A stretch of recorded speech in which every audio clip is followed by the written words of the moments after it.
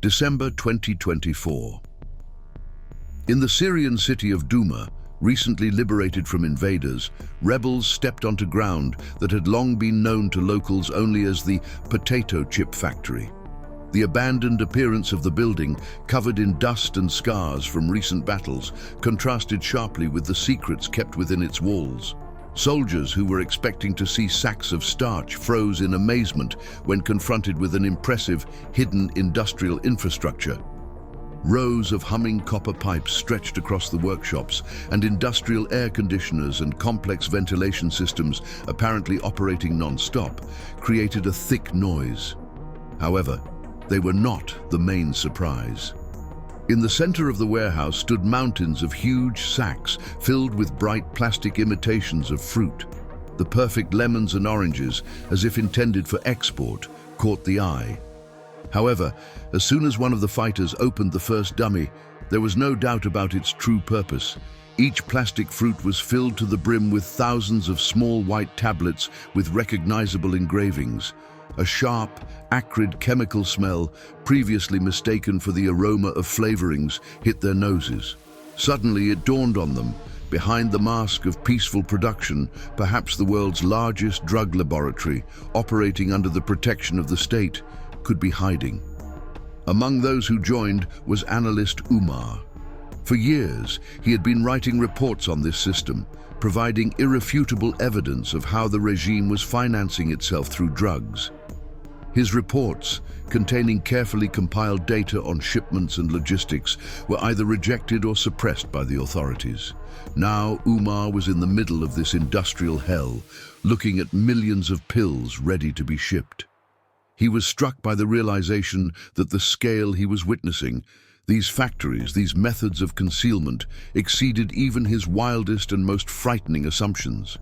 In the chemical-laden air, a silent question hung. How could a system built on lies grow to such incredible proportions? To understand how these plastic oranges filled with pills ended up in Douma, Syria, we need to go back to the 1960s, to a laboratory in West Germany where sterility and order reigned supreme. It was there that a drug called phenethylline was first created, which was given the trade name Captagon.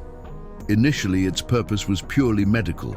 It was not a recreational drug, but a complex stimulant designed to improve concentration, combat narcolepsy, and eliminate the symptoms of attention deficit disorder.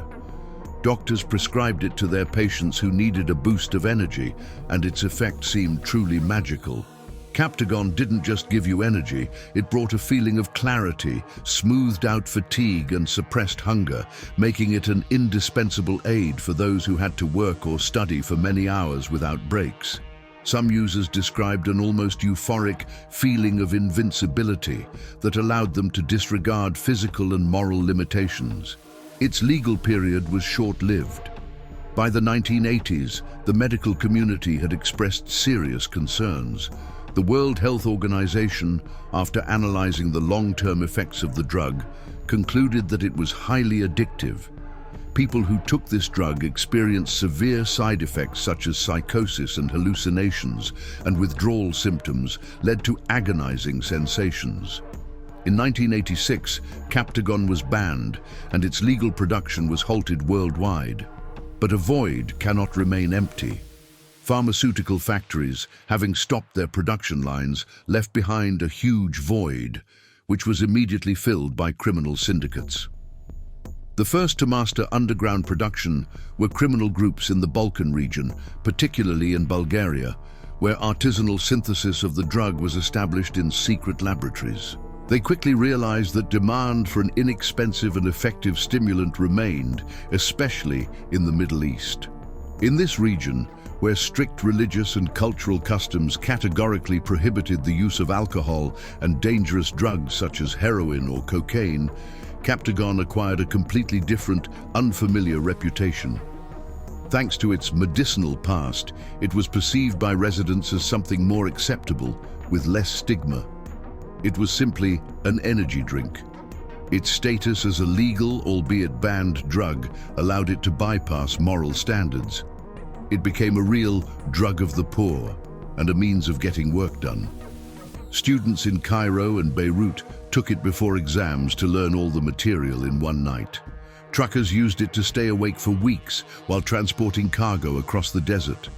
Workers on grueling construction sites in the Persian Gulf countries used it to endure inhuman 18-hour shifts in the scorching heat. Its low price, availability, and rapid effect made it attractive to everyone.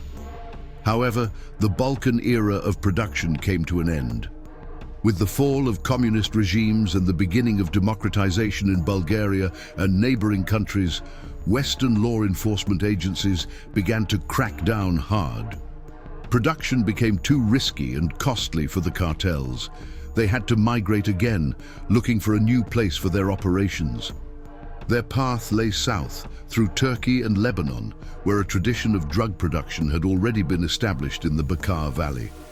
Eventually, they found the perfect place, a veritable drug paradise, Syria, which by the early 2000s was sinking deeper into corruption and political instability, creating favorable conditions for the development of a shadow drug empire.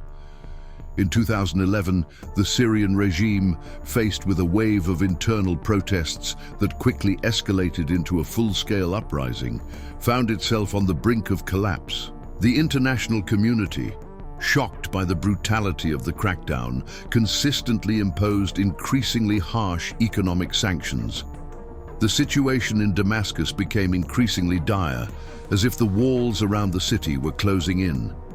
The oil fields in the east of the country, which were the main source of income, came under the control of the rebels. Foreign trade came to a standstill, and the elite's foreign bank accounts were frozen.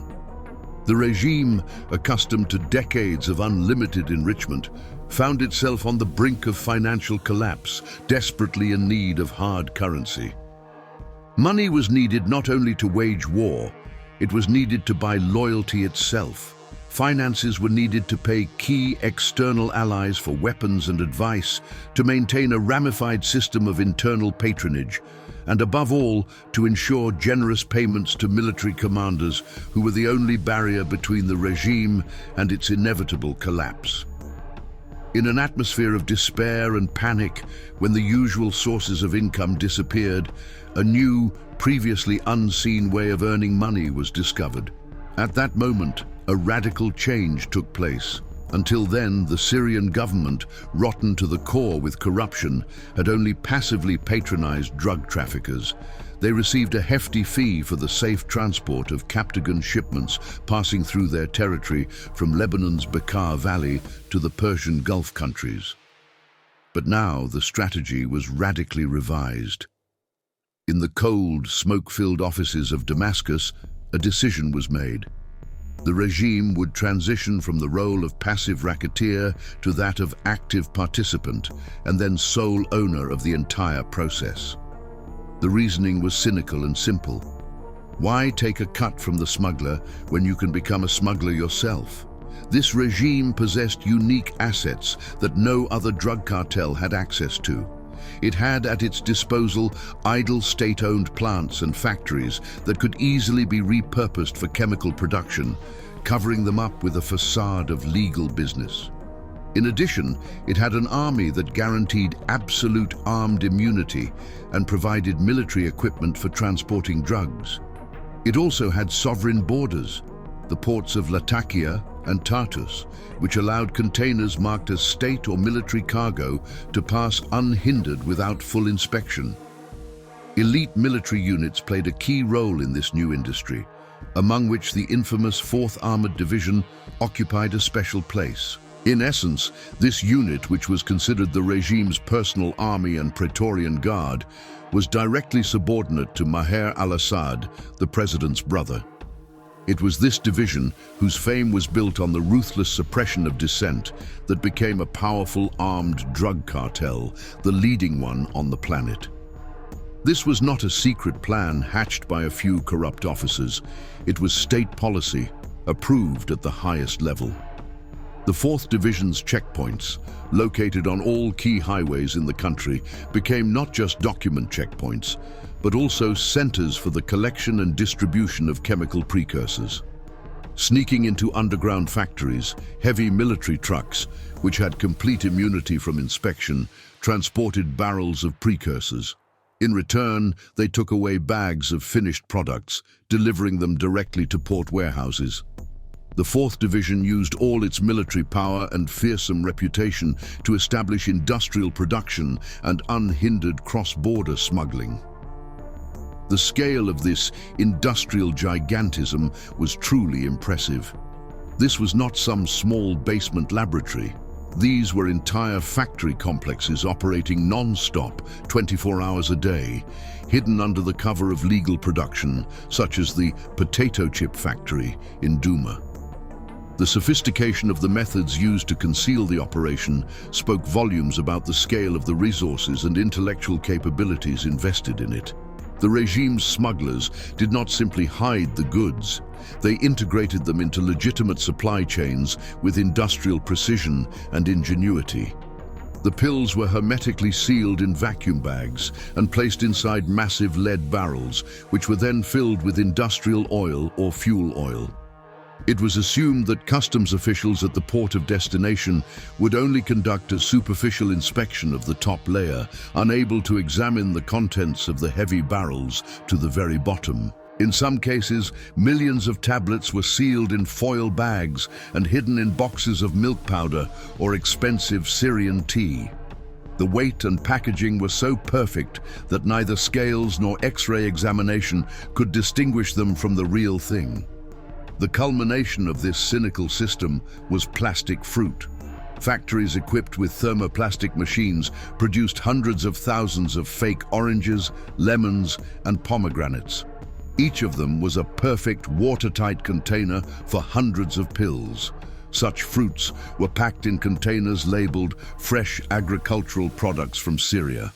These containers were sent to Saudi Arabia, Jordan, and the Emirates, the countries that most actively supported the Syrian opposition.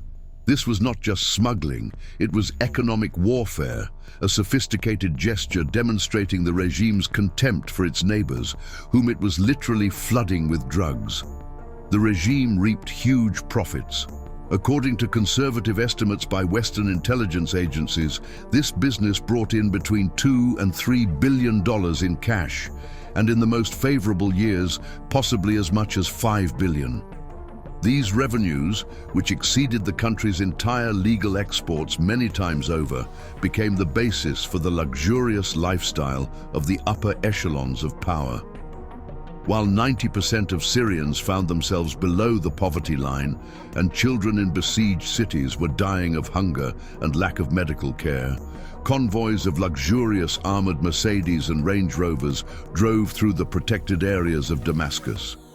In the capital's safe havens, untouched by shells, luxurious villas with swimming pools were built. This drug currency was used to purchase weapons, circumvent sanctions, pay foreign mercenaries, and make regular payments to loyal commanders. These generous payments ensured that the army would continue to fight for its sponsors. Captagon ceased to be just a source of income. It became the financial engine that sustained power, the mainstay on which the corrupt and blood-soaked military machine of the state depended. The imperial system, based on chemical fuel, operated with such striking efficiency that neighboring countries found themselves flooded with a stream of pills that overwhelmed their streets, schools, and ports. Resisting this influx turned into a stubborn, almost daily struggle that gave rise to its own tragic events. The struggle culminated in a confrontation that took place in the sweltering port of Jeddah in Saudi Arabia. Based on precise surgical information received from an international anti-drug organization, Saudi customs officials pulled 3 containers out of thousands of others. According to the documents, they contained premium Syrian tea intended for a local middleman. The containers were opened, and an initial inspection showed that the cargo matched what was declared: thousands of neat boxes of tea with a faint aroma. Nevertheless, the tip received from Umar's analytical cell was very accurate. Check not only the presence of the boxes, but also their contents. The officer selected one of the packs and pierced it with a knife. But the blade did not pierce the loose tea leaves, instead encountering something hard and tightly compressed. Opening the boxes, they found dense vacuum-packed briquettes under a thin, artificially laid layer of tea, masking the contents from X-ray inspection. Inside them, neatly arranged in rows, were Captagon pills. Tens of millions of pills. It was one of the largest seizures in history, clearly showing that the regime had abandoned attempts to disguise small shipments. Now it was operating on a container shipping scale, handling huge volumes. For Umar, whose fears had been confirmed, this was not a triumph. He only realized with sadness that for every batch intercepted, thanks to his analysis of the logistics chains, 9 others successfully reached their destination. At the same time, parallel to the secret war in the ports, a diplomatic game was unfolding. The regime quickly realized that the flow of Captagon not only brought in revenue, but was also an invaluable political tool. Assad, who yesterday was still considered an international pariah, began to play a cynical game. In closed meetings with Arab leaders, including the Crown Prince of Saudi Arabia, Syrian representatives expressed deep concern. Unfortunately, they acknowledged that the chaos of war had contributed to the growth of uncontrolled smuggling and declared their willingness to cooperate. It was pure blackmail, dressed up in diplomatic language. Assad offered his neighbors a simple scenario. Do you want to stop this flow, normalize relations with me, recognize my government, help lift the sanctions? Then perhaps I can ease the pressure. He was trading in the poison he himself had spread, positioning himself as the only solution to the problem he had created. This game of good cop had a positive effect, allowing the regime to gradually overcome its diplomatic isolation while keeping its production capacity on standby. Not everyone was willing to play along. Residents of border areas whose national security was under direct threat began to act more decisively. One night, a powerful explosion woke the residents of a small Syrian town near the border. It is believed that a precision airstrike by the Israeli or Jordanian Air Force completely destroyed a fortified villa that was luxurious by local standards. The house did not serve any military purpose. It belonged to one of the most influential drug lords in the region and played an important role in the 4th Division's logistics system. This widely publicized but unofficially acknowledged strike became a symbol of desperation. It demonstrated that Syria's neighbors had lost faith in diplomacy and were prepared to use military force to strike at the cartel's infrastructure.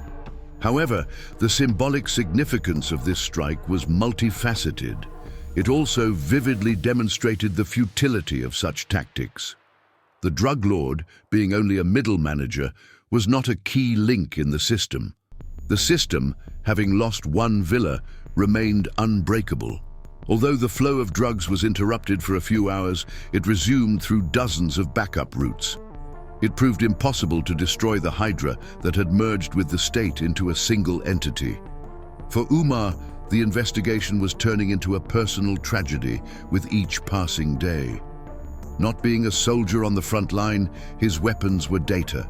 Customs declarations, satellite images, financial reports, and intercepted communications. Sifting through mountains of information after another seizure, he tried to trace the chain of payments leading to the rental of warehouses where the goods were stored before being shipped to the port. He exposed one fictitious company after another until he came across a name that frightened him. It was a modest, inconspicuous logistics firm. He checked its founders. The address listed in the documents seemed terribly familiar to him. The firm belonged to a distant relative of Umar's wife. Umar guessed that this man probably had no idea what was being stored in his warehouse. He was just lucky to have landed a lucrative contract with a military client to rent out an empty warehouse, happy to earn easy money in a devastated economy. At that moment, the investigation ceased to be just another job for Umar to expose a criminal regime. He realized that the system he was trying to destroy had penetrated too deeply. Like a cancerous tumor, it had spread throughout society, capturing thousands of ordinary people who became its unwitting participants. The system he was exposing was approaching his home, and he could no longer be sure that his further actions would not lead to the destruction of his own world. In December 2024, a rapid, unimaginable collapse occurred, seemingly in an instant. The Syrian army, exhausted by years of war and turned into a hollow shell by drug money, could no longer fulfill its function as a shield. The corruption that Captagon cultivated and inflated corroded the command structure, destroying discipline and loyalty to the core. Military commanders, who had long since become more like greedy logisticians than defenders, concerned only with their private drug chains and drug supplies, proved completely incapable of coordinating the defense and developing a strategy for action. The sudden and powerful rebel offensive from the north, capturing provinces one after another, met with only weak resistance, which collapsed at the first clash.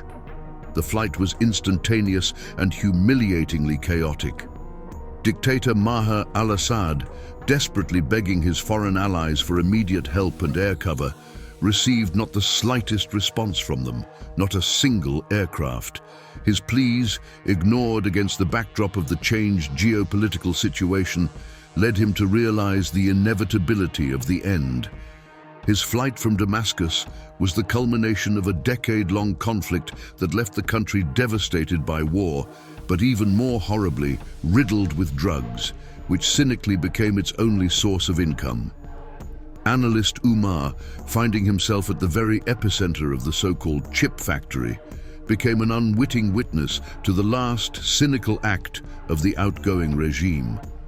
In the final panic-stricken days before the complete collapse, he diligently documented what was happening. Soldiers of the 4th Division, without even dismantling military equipment, hastily destroyed archives and papers containing evidence of the direct involvement of the top leadership, while the most valuable batches of precursors and concentrate were loaded onto the last vehicles leaving for the south. Umar realized that he had seen too much and had become a direct threat to the remaining links in the system. His arrest, or death in the chaos, was the inevitable result of his obsession.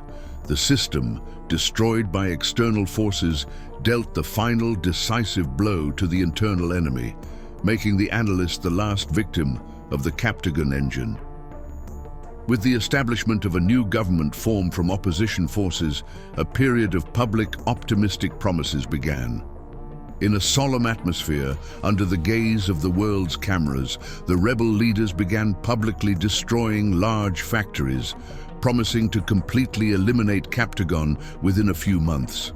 This stage, greeted by the people with jubilation as a complete victory and the end of suffering, turned out to be only the beginning of a long and difficult task.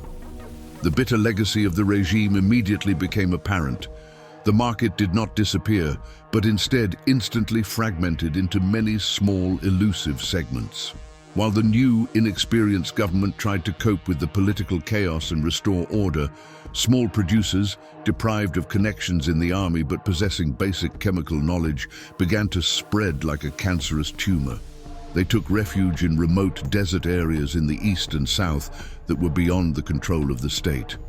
Instead of one centralized, state-protected factory, a multitude of small underground laboratories sprang up, functioning like malignant metastases. Although production volumes were no longer in the billions, the flow did not stop and continued to pollute neighboring countries.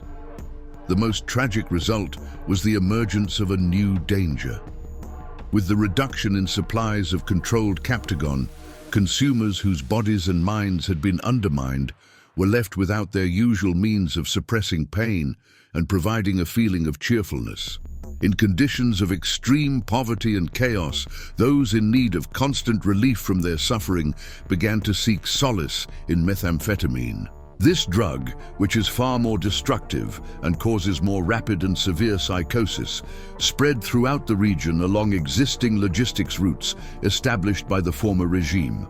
This region, which had struggled to manage even the relatively controllable flow of Captagon, found itself completely helpless in the face of a new, incomparably more destructive wave.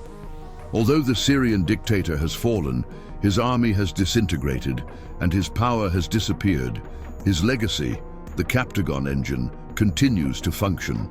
This criminal infrastructure created by the state to finance itself has outlived its creators, evolving from a financial lifeline for the regime to a threat to the stability of the entire Middle East. The poison left behind only grows stronger,